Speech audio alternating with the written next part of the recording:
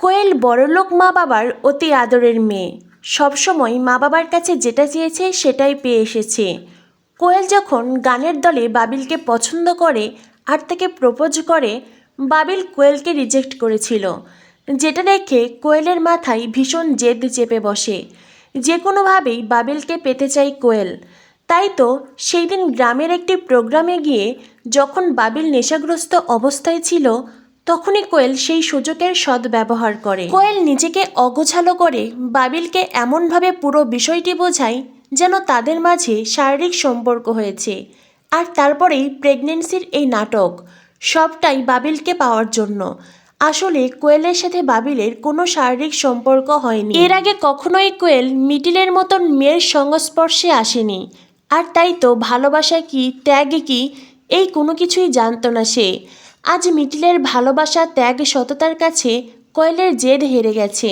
কোয়েল এখন মিডিলকে নিজের সবচাইতে প্রিয় বন্ধু মনে করছে।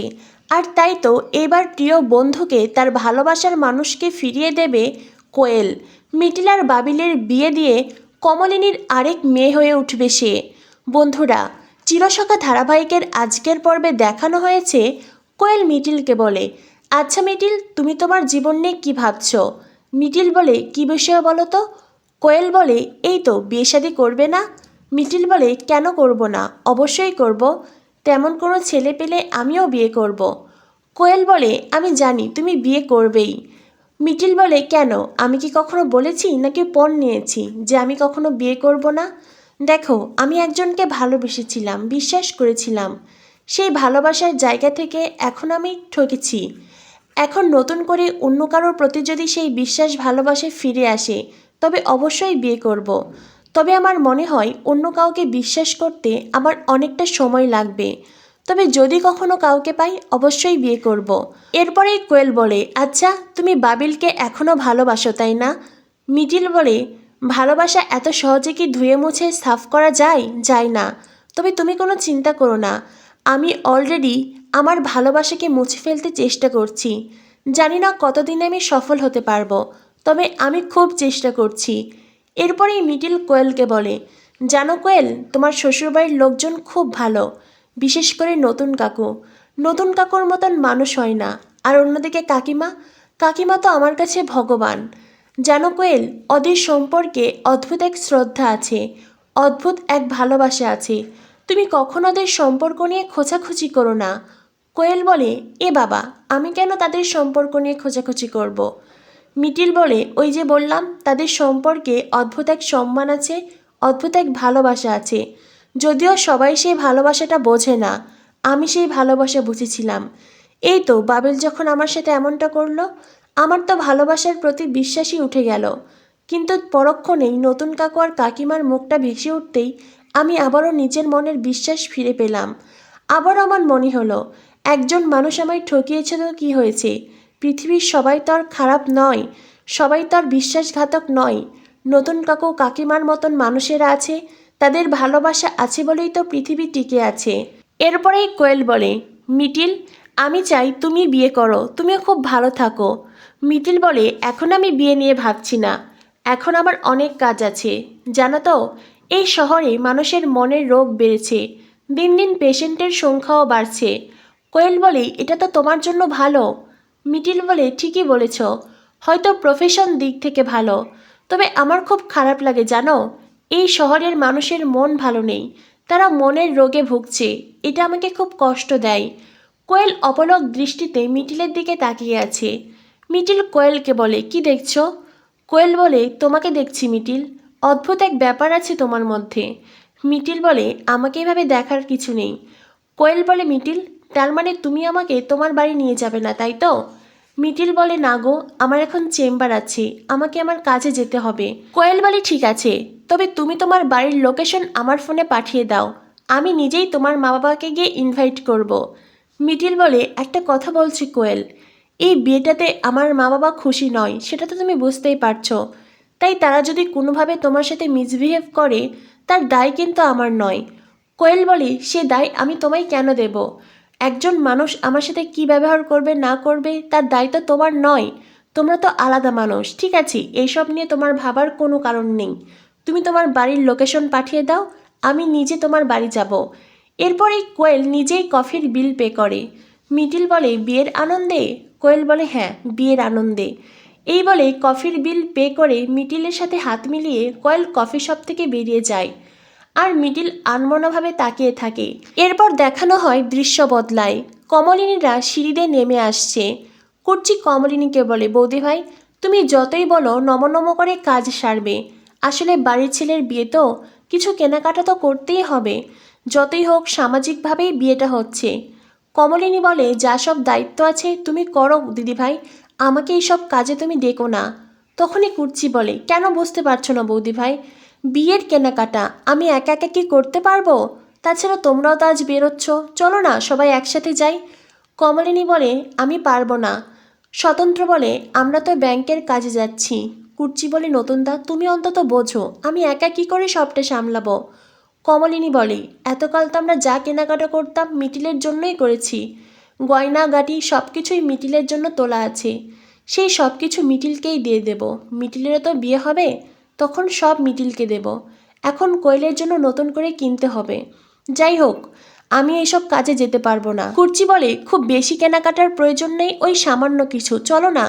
তখনই স্বতন্ত্র বলে আসলে কি করছি, আমাদের না এই বিয়ের কেনাকাটা করার মন নেই বুঝলে, টাকা পয়সার বিষয় নয়, কিন্তু কেনাকাটা করতে ইচ্ছেই করছে না, বুঝতেই তো পারছো। তখনই কমলিনী বলে তুমি বাবিলকে ডাকো না, বাবিল তো ঘরেই আছে, আর এখনও আগের চাইতে সুস্থ আছে। তাছাড়া এত সব জ্বালা যন্ত্রণা আমরা কেন নেব? হ্যাঁ, কি দোষ করেছি আমরা? ওই বরং এই জ্বালা যন্ত্রণা নেই, ওকে ডাকো। এরপরেই স্বতন্ত্র বাবিলকে ডাকে। বাবিল সিঁড়ি দিয়ে নিচে নামে।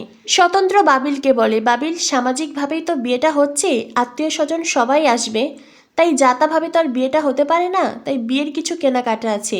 তোমার পিসিমণি এসেছেন, তোমার পিসিমণি যেতে চাইছেন, তুমিও তার সাথে যাও। বাবিল বলে আমায় ক্ষমা করো নতুন কাকু, আমি যেতে পারবো না। কমলিনী বলে কেন, কেন তুমি যাবে না? বাবিল বলে আমি যেতে পারবো না মা, আমি কিছুতেই পারবো না। কমলিনী বলে তবে আমরা কেন এত জ্বালা যন্ত্রণা সামলাবো বলতে পারো, কি দোষ করেছি আমরা, কি অন্যায় আমাদের? বাবিল বলে তোমাদের কোনো অন্যায় নেই মা, যত অন্যায় যত দোষ সবটাই আমার। আমি এই বোঝার নিতে পারছি না, এত চাপ নিতে পারছি না আমি, সেজন্যই তো নিজেকে শেষ করতে চেয়েছিলাম, তোমরাই তোমাকে ফিরিয়ে আনলে, আমার তো ফিরে আসার ইচ্ছে ছিল না। স্বতন্ত্র বলে তুমি যে কথাগুলো বলছো এগুলো কাওয়ার্ডের কথা, কাপুরুষের কথা। বাবিল বলে আমি তো কাপুরুষই, কাপুরুষ বলেই তো এমন একটা ঘটনা ঘটিয়েছি, কিন্তু যতবার এই বিয়ে থেকে বেরিয়ে আসতে চাইছি পারছি না তো, এতবার চেষ্টা করছি, এতভাবে চেষ্টা করছি, তবুও দেখো বিয়েটা ক্যান্সেল করতেই পারছি না। কমলিনী তখন বাবিলকে বলে একজন মেয়েকে ঠকিয়ে আরেকটা মেয়ের সাথে সম্পর্ক করেছ, এখন বলছো সেই মেয়েটাকেও ঠকাবে, দুইটা মেয়ের জীবন নষ্ট করবে। তখনই বাড়িতে আসে মিটিল। মিটিল দূরে দাঁড়িয়ে সব কথা শুনতে থাকে। কুর্চি তখন কমলিনীকে বলে বৌদি ভাই, ও যখন যেতে চাইছে না থাক না, ওকে আর চাপ দিও না, তার থেকে বরং চলো আমরাই যাই। কমলিনী বলে আমার ইচ্ছে করছে না। তখনই মিটিল বলে কাকিমা তোমরা কি কোথাও বেরোচ্ছ? মিটিলকে দেখে সবাই বেশ অস্বস্তিতে পড়ে যায়। কি করে মিটিলের সামনে সবাই বলবে যে বাবিল আর কোয়েলের বিয়ের কেনাকাটা করতে যাচ্ছে, এটা ভেবেই সবাই মাথা নিচু করে দাঁড়িয়ে আছে। মিটিল বলে কাকিমা তোমরা কি কোথাও বেরোচ্ছ, আমি কি ভুল সময়ে চলে এসেছি? কমলিনী বলে মিটিল মা এই কথাটা কেন বলছিস, তুই তো আগেও এই বাড়িতে এসেছিস, কখনো তো বলিসনি, তবে আজ এই কথাটা কেন বলছিস মা? মিটিল বলে না মানে তোমরা বেরোচ্ছ তাই বললাম আর কি। এরপরেই মিটিল বলে আমি একটা ছোট্ট কাজে এসেছি, খুব বেশি সময় নষ্ট করব না তোমাদের, কাজটা হলেই চলে যাব। এরপরে মিটিল তার ব্যাগ থেকে একটি গিফটের প্যাকেট বের করে। মিটিল বলে এখানে কোয়েল আর বাবিলের জন্য গিফট আছে, আসলে বিয়ের দিনে গিফট দেওয়াটা হয়তোবা অস্বস্তির কারণ হতে পারে, সেজন্যই আগেই দিয়ে যাচ্ছি কাকিমা, এটা তুমি তোমার কাছে রাখো, বিয়ের দিনে ওদেরকে দিয়ে দিও। কমলিনী বলে থাক না মিটিল, আমাকে এইসব বোঝার দিস না তুই, আমি এত বোঝা নিতে পারছি না। তখনই বাবিল ওখান থেকে চলে যেতে চায়। মিটিল বাবিলকে বলে বাবিল দাঁড়াও, এখানে তোমার আর কোয়েলের জন্য রিং আছে, এটা রাখো। বাবিল বলে প্লিজ, হাত জোর করে বলছি মিটিল, এমনটা করিস না, এটা ভালো হচ্ছে না কিন্তু, একদমই ভালো হচ্ছে না। মিটিল বলে আমাদের জীবনে কি আর সব কিছু ভালো হয়? আমাদের জীবনে অনেক খারাপও তো হয়, পরিস্থিতি যেমনই হোক না কেন সবটা মেনে নিয়েই আমাদের জীবনকে চালাতে হয়। তাছাড়া এখন তোমার জীবনে আমি অতীত হয়েছি, তোমার জীবনে কোয়েল আসছে। তুমি তোমার বর্তমানকে নিয়ে ভালো থাকতে চেষ্টা করো, সুখে থাকার চেষ্টা করো। এই নাও, এই গিফটের প্যাকেটে রাখো। বাবিল নিতে না চাইলেও মিটিলের জেদের কাছে তাকে হার মানতেই হয়। বাবিল গিফটের প্যাকেট হাতে ধরে থাকে। অন্যদিকে মিটিল বলে, তোমরা কোথায় যাচ্ছিলে?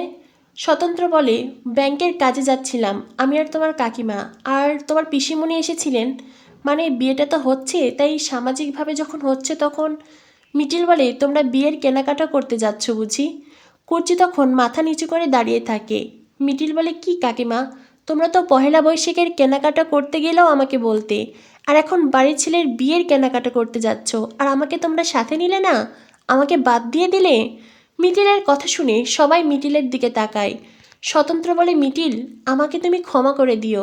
আমি লজ্জায় তোমার দিকে তাকাতে পারছি না, আমার মাথাটা নিচু হয়ে আসছে। কুর্চি বলে, মিটিল রে, আমি কি করে তোকে এই কথাটা বলবো বল? তাই তো তুই বারবার করে বলার পরেও আমি এটা জোর দিয়ে বলতে পারছি না যে হ্যাঁ আমরা বিয়ের কেনাকাটা করতে যাচ্ছি। মিডিল বলে, এতে এত অস্বস্তির কি আছে পিসিমণি? বিয়ে যখন হচ্ছে কেনাকাটা তো করতেই হবে, আর এটাই তো স্বাভাবিক। তাই বলে তোমরা আমাকে বাদ দিয়ে দিলে? আমাকে তোমরা যদি অ্যালাউ করো আমিও তোমাদের সাথে যেতে চাই। এটা শুনে কুর্চি বলে, কি বলছিস রে মিটিল? আমরা তোকে অ্যালাউ করব? আমরা তোকে অ্যালাউ করার কে? আমরা তোর লজ্জায় শেষ হয়ে যাচ্ছি, তোর চোখের দিকে আমরা চোখ রেখে তাকাতেও পারছি না, আমাদের লজ্জায় মাথা হেট হয়ে যাচ্ছে। কমলিনী বলে, বিশ্বাস কর মিটিল, আমার একদমই যাওয়ার কোনো ইচ্ছে নেই, কিন্তু কি বলতো, বাবিলকে যখন বললাম কেনাকাটা করতে যেতে হবে, বাবিল কেঁদে দিল। আর অন্যদিকে তোর পিসিমণি, সেও এসেছে, তার সংসার ফেলে এসেছে। কেনাকাটা যখন করতেই হবে, কাউকে না কাউকে তো সাথে যেতেই হবে বল। তোর পিসিমণি বলছেন তিনি একলা যেতে পারবেন না, তাই তো আমাকে বাধ্য হয়ে যেতে হচ্ছে। মিটিল বলে, কাকিমা, এতে এত বলার কি আছে বলো তো? বিয়ে হবে, কেনাকাটা হবে, এটাই তো স্বাভাবিক। আর তাছাড়া আমিও তোমাদের সাথে যাব। আমি জানি আমি তোমাদের সাথে গেলে তোমাদের ভালো লাগবে, আর আমি যদি তোমাদের সাথে না যাই তোমাদের অনেক খারাপ লাগবে। কি আমাকে তোমরা সাথে নেবে তো? আচ্ছা, তোমরা বাবিলকে কেন নিচ্ছ না বলো তো? কি বাবিল, আমি তো যাচ্ছি, তুমি আমার সাথে যাবে না? বাবিল তখন হু হু করে কাঁদতে থাকে। বাবিল বলে, সরি মিটিল, তুই আমায় ক্ষমা করে দে, আমি যেতে পারবো না। তখনই মিটিল বলে, বারে, তোমার আমার বিয়ে হলে তো আমরা একসাথেই যেতাম বলো। হ্যাঁ, এখন হয়তো আমি তোমার হবু বউ হিসেবে যাচ্ছি না, তবে তোমার বন্ধু হিসেবে যাই। কি যাবে তোমার সাথে? বাবিল তখন কাঁদতে কাঁদতে সিঁড়ি দিয়ে ওপরে ওঠে, আর তারপরেই নিজের রুমে যেতে পারে না, সিঁড়িতেই বসে পড়ে, ওখানেই অঝরে কাঁদতে থাকে। বাবিলের এমন পরিস্থিতি দেখে কমলিনী বলে, থাক, ওকে আর যেতে হবে না। স্বতন্ত্র বলে, ছেলেটা আবারও না নিজের ক্ষতি করে বসে, মানসিকভাবে ও ভীষণ ভেঙে পড়েছে। মিটিল বলে, বাবিল আর তেমন কিছুই করবে না নতুন কাকু, কিচ্ছু করবে না। চলো এখন আমরা সবাই কেনাকাটা করতে যাব। এই বলে মিটিল সবাইকে নিয়ে বেরিয়ে পড়ে। এরপর দেখানো হয় দৃশ্য বদলায়। গায়ে হলুদের আয়োজন চলছে। বর্ষাও ফিরে এসেছে অধরা মাধুরীতে। বর্ষা খুব আনন্দ মনেই গায়ে হলুদের আয়োজন করছে। অন্যদিকে লক্ষ্মী কমলিনীকে বলে, তুমি কি গো বৌমা, তুমিও তো একজন সধবা, তো গায়ে হলুদের আয়োজনে হাত লাগাতে পারছো না? তখনই কমলিনী বলে, দিদিভাই তো হাত লাগিয়েছে, পিসি আর মা একই হলো, দিদিভাই লাগিয়েছে মানে ও আমিই হয়ে গেলাম। তখনই কুর্চি বলে, না বৌদিভাই, এটা একদমই হচ্ছে না, তখন থেকে দেখছি তুমি আমাকে দিয়েই সব কাজ করাচ্ছ, এসো না একটু, এই আয়োজনে একটু হাত লাগাও। কমলিনী বলে, আমাকে এটা তুমি করতে বলো না দিদিভাই, আমি এই কাজ করতে পারবো না। তখনই আত্মীয় স্বজন কমলিনীকে বলে, ও বৌমা, শুনলাম তোমার ছেলের পাত্রী নাকি বদল হয়েছে। ওই তো এতদিন যেই মেয়েটাই বাড়িতে আসতো, কি যেন না, মিটিল। হ্যাঁ, সেই মেয়েটার সাথে নাকি বিয়ে ভেঙেছে। কালও তো দেখলাম মেয়েটাই বাড়িতে এলো। তো সেই মেয়েটাকে আবার নতুন করে সম্পর্ক তৈরি করতে চেষ্টা করছে নাকি? হ্যাঁ। তখনই আরেকজন মহিলা বলে, আরে সেই মেয়েটাই বা কী করবে বল? ছেলের যদি মেয়ের দিক থেকে মন সরে যায়, মেয়েটার আর কী বা করার আছে? এই জন্যই সবাই বলে বিয়ের আগে এত মেলামেশা করতে নেই, এত আশাও করতে নেই, এত কাছাকাছি, এত ঘেঁষাঘেঁষি এইসব করেছে বলেই তো আজ এই দশা। এই পরিবারের সাথে এত খাতির, এগুলোর কি খুব প্রয়োজন ছিল নাকি? তখনই স্বতন্ত্র বলে, চুপ করুন আপনারা, আপনারা তো এসেছেন গায়ে হলুদে আনন্দ করতে, সেটাই করুন না, এই ধরনের কথা কেন বলছেন? তো বন্ধুরা, বুঝতেই পারছো বাবিল আর কোয়েলের গায়ে হলুদের আয়োজন চলছে। এদিকে কোয়েল গেছে মিটিলের মা বাবার কাছে। মিটিলের মা বাবাকে হয়তোবা কোয়েল এটাই বলবে যে মিটিলের সাথেই বাবিলের বিয়ে হবে, আর এটা মিটিলের জন্য সারপ্রাইজ। বিয়েতে খুব ধামাকে কিছু হতে যাচ্ছে, কি হতে চলেছে চিরসখা ধারাবাহিকে। পরবর্তী আপডেট পেতে আমাদের সাথেই থেকো। ধন্যবাদ সবাইকে।